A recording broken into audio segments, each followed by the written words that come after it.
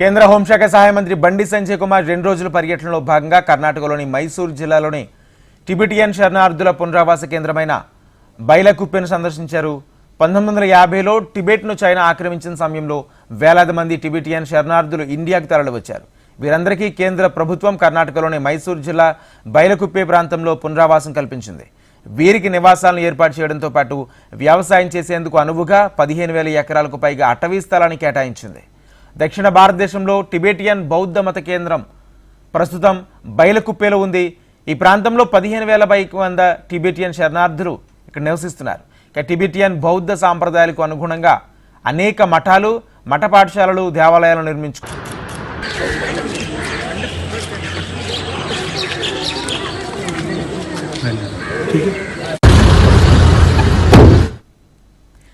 ఈ నేపథ్యంలోనే టిబెటియన్ శరణార్థుల స్థితిగతులు, సమస్యలు తెలుసుకునేందుకు బైలకుప్పెకి విచ్చేసిన కేంద్ర మంత్రి బండి సంజయ్కు బౌద్ధ మత గురువు 14వ దలైలామా ప్రతినిధి జోగ్వే జిగ్నే, మైసూర్ కాలనీల ప్రధాన ప్రతినిధి జూనియర్ జూగ్నే సుల్తాన్, జిల్లా మైనార్టీ అధికారి శిల్ప, స్థానిక అధికారులు ఘన స్వాగతం పలికారు.